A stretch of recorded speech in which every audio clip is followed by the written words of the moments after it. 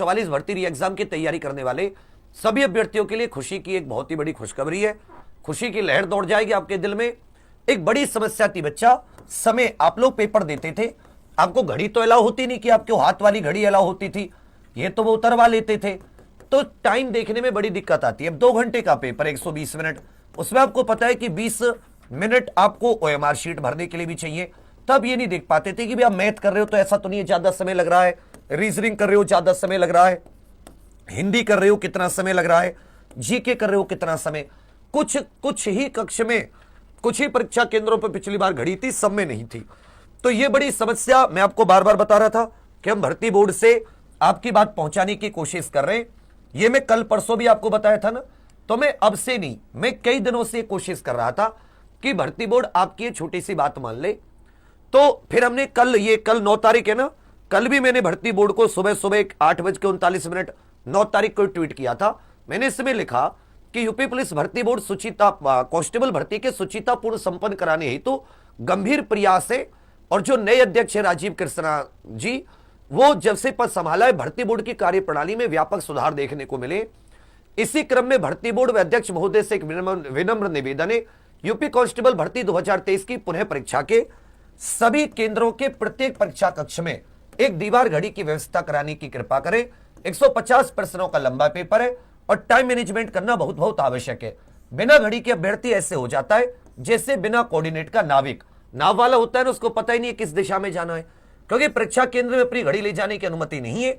इसलिए कृपया आप कुछ व्यवस्था करें। 50 लाख अभ्यर्थी इसके लिए सदैव कृतज्ञ रहेंगे। और मैंने सबको टैग कर दिया। कब की बात है ये? 8:39 की। तो आज साथी दोपहर में लगभग 3:27 पर यह भर्ती, मतलब 2:30 बजे के करीब यह भर्ती बोर्ड का ट्वीट आया है। आगामी यूपी पुलिस भर्ती कांस्टेबल भर्ती 2023 की लिखित परीक्षा में अभ्यर्थियों की सुविधा व बेहतर टाइम मैनेजमेंट के लिए भर्ती बोर्ड के द्वारा सभी परीक्षा केंद्रों के सभी कक्षों में दीवार घड़ी वॉल क्लॉक लगाए जाने का निर्णय लिया गया है। संबंध एजेंसी को इसके लिए उचित निर्देश दिए गए। तो अब ये जो एक वो समस्या थी आपकी, कौन सी समस्या? समय की। यह समस्या सॉल्व हो गई। तो एक बार दिल दे के बता दो कि क्या आप लोग खुश हो, और दिल दे के बता दो। अब कुछ बच्चे रफ पेपर की बात कर रहे थे, तो बच्चा और 5 मिनट का जो एक्स्ट्रा समय, तो 5 मिनट का एक्स्ट्रा समय आपको मिलेगा। इसके लिए भी हम लोग भर्ती बोर्ड तक ये बात पहुंचा देंगे। रफ पेपर वाली जो बात है, मैं इसके लिए मतलब आपसे 100% वादा नहीं कर रहा कि मैं आपको रफ पेपर की भी दिला पाऊंगा, पर हां मैं आपकी बात जरूर, 5 मिनट वाला तो मैं कह रहा हूं।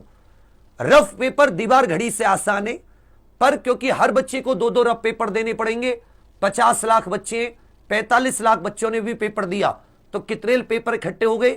90 लाख पेपर की व्यवस्था करनी पड़ेगी। 90 लाख पेपर की व्यवस्था आप खुद सोच सकते हैं। हम लोग यहां 2-3 हजार बच्चों का एग्जाम कराते हैं, हमारी हालत खराब हो जाती है। 90 लाख पेज की व्यवस्था करना कैसे होगी, कैसे नहीं होगी। लेकिन हां, यह बात जरूर है आपके लिए रफ पेपर, क्योंकि मैथ्स और रीजनिंग के बड़े बड़े सवाल होते हैं। अब अगर मैं बार बार इनसे ज्यादा डिमांड करूंगा ना, तो वो हो जाती है ज्यादा डिमांडिंग, तो फिर बात की कोई वैल्यू रखेंगे। पर फिर भी रखे ना रखे, हमारा कार्य क्या है?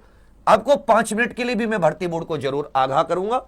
और साथ ही रफ पेपर के लिए साथ में जिन बच्चों की प्रोफाइल बदल दी गई थी, जैसे किसी का नाम सनी लियोनी कर दिया, तो किसी का नाम करीना कपूर, तो मैं उनके लिए भी कि आपको करेक्शन की विंडो दी जाए, जिससे कि आपकी यह समस्या सॉल्व हो जाए। तो इसीलिए मैं आपसे कहता हूं, जो ट्विटर है वो बहुत अच्छी जगह है। अब सभी लोग कम से कम ट्विटर पर जरूर जुड़िए। मतलब वहां से हम भर्ती बोर्ड हो या कोई गवर्नमेंट हो, सरकार हो, प्रशासन हो, उस तक अपनी बात बहुत आसानी से बिना किसी शोर शराबे के पहुंचा सकते। तो ये मेरी आईडी है विवेक कुमार, KMRVIVK। ऐसे सर्च करोगे ना KMR, कुमार को मैंने छोटा कर दिया, KMR VIVK14, तो विवेक कुमार आपको यहां पे मिल जाऊंगा। तो आप उससे फॉलो कर लीजिएगा। जो ये आदमी आपको मिले, ये बहुत काम का आदमी है। ये तुम्हारी कई समस्याओं को खुद की समस्या मानकर सॉल्व कराने में लगा रहता है। तो अब कौन सी समस्या खत्म हो गई? आपके दीवार घड़ी वाली समस्या खत्म हो गई। अब एक समस्या आपके 5 मिनट समय की और रफ पेपर की, और जो साथी प्रोफाइल में करेक्शन की है, इस बात को भी मैं कोशिश करूंगा कि हम लोग भर्ती बोर्ड तक जरूर पहुंचा पाए। अब दोनों लोग, एप्लीकेशन वाले और यूट्यूब वाले, दोनों बच्चे सुन लो अच्छे से। बाबू 10 लाख के करीब बच्चों में एक सर्वे करवाया कि भाई आपका अभी सबसे वीक टॉपिक कौन सा है, सबसे कमजोर टॉपिक। तो ज्यादातर स्टूडेंट्स ने विविध जीके के ये जो 22 टॉपिक है, इन 22 टॉपिक के लिए कहा कि जी सर हमारे ये जो 20 टॉपिक है, 20-22 टॉपिक ये थोड़े से वीक है, इनके लिए आप कुछ करवा दीजिए। तो आप सभी जानते कि आपके इन 20-22 टॉपिकों से अगर आप कोई भी पेपर उठाओगे पिछला, तो आपको साथी कम से कम 20 प्रश्न मिलेंगे। 20 प्रश्न का मतलब है हर एक प्रश्न 2 नंबर का, इनसे आपको 40 प्रश्न मिलेंगे। लेकिन इनको तैयार करके ज्यादातर बच्चे नहीं जाते, ऊपर ऊपर से तैयार करके चले जाते।